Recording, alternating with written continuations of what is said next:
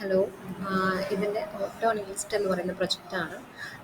ഇതിൽ ഞാൻ എക്സ്പ്ലെയിൻ ചെയ്യുന്നത് ഓട്ടോ അനാലിസിസിന് വേണ്ടിയിട്ടുള്ളതാണ്. നമുക്ക് എങ്ങനെ ഡാറ്റ അനാലിസിസ് വെച്ച് എക്സ്പ്ലെയിൻ ചെയ്യാൻ വേണ്ടി പറ്റും. ഒരു മൾട്ടിപ്പിൾ ഏജൻസിനെ വെച്ചിട്ട് ഞാൻ എങ്ങനെയാണ് അനാലിസിസ് ചെയ്തതെന്ന് നോക്കാം. ഇവിടെ ഡാറ്റ അനാലിസിസിന് വേണ്ടിയിട്ട് ഞാനിവിടെ ഡമ്മി CSV യൂസ് ചെയ്യുന്നുണ്ട്. അതേപോലെ മിനിമാക്സ്, അതേപോലെ കൗണ്ട്, മീൻ, മാക്സിമം, മിനിമം, അതേപോലെ ലാർജ് ഡാറ്റ സെറ്റിനെയാണ് ഞാൻ യൂസ് ചെയ്യുന്നത്.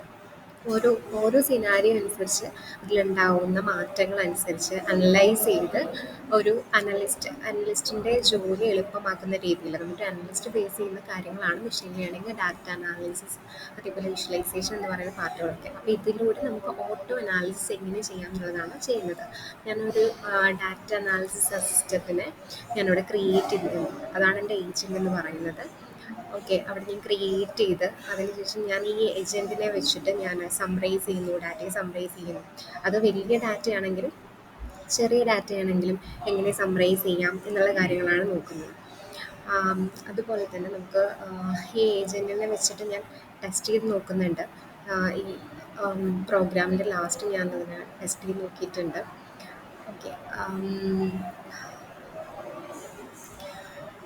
ഓക്കെ, നിങ്ങൾക്ക് എന്തെങ്കിലും ഡൗട്ട് ഉണ്ടെങ്കിൽ ഒന്ന് ചെക്ക് ചെയ്ത് നോക്കാം. കോഡ് ഞാൻ ഇങ്ങനെ ക്രിയേറ്റ് ചെയ്തിരിക്കുന്നത് ഡാറ്റ അനാലിസിസ് കോർഡിനേറ്റർ ആയിട്ട് തന്നെയാണ് ഞാൻ കോഡ് ക്രിയേറ്റ് ചെയ്തിരിക്കുന്നത്.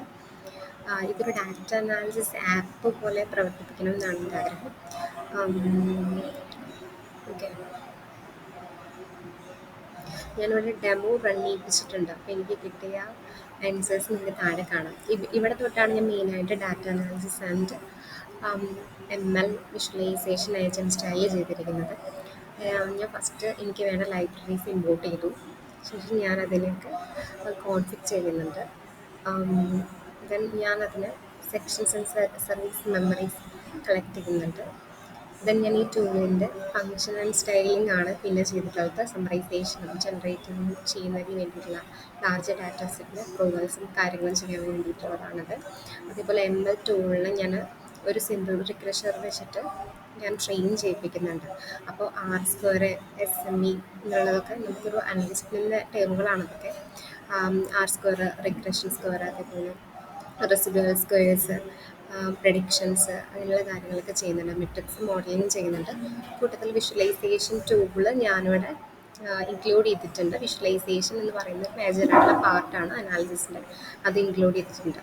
അതേപോലെ തന്നെ multi agent style functions use ചെയ്തിട്ട് ഞാനവിടെ ഒരു ഫങ്ഷൻ ഫിൽസ് വെച്ചിട്ട് കണ്ടീഷൻസ് സെറ്റ് ചെയ്ത് കൊടുത്തിട്ടുണ്ട്. ദെൻ ഞാൻ ഇവാലുവേഷൻ ഞാൻ ചെയ്ത് നോക്കിയിട്ടുണ്ട്. ദെൻ ഞാൻ ഡെമോ ചെക്ക് ചെയ്യിപ്പിച്ചിട്ടുണ്ട്. ഓരോന്നും ശരിയാവുന്നുണ്ടോ എന്നറിയാൻ വേണ്ടി ഡെമോ ഞാൻ ചെക്ക് ചെയ്യിപ്പിച്ചിട്ടുണ്ട്. അപ്പം എനിക്ക് കിട്ടിയ ഓരോ ഡെമോൻ്റെ റിസൾട്ടുകളാണ് ഇവിടെ കൊടുത്തിരിക്കുന്നത്. ഓക്കെ.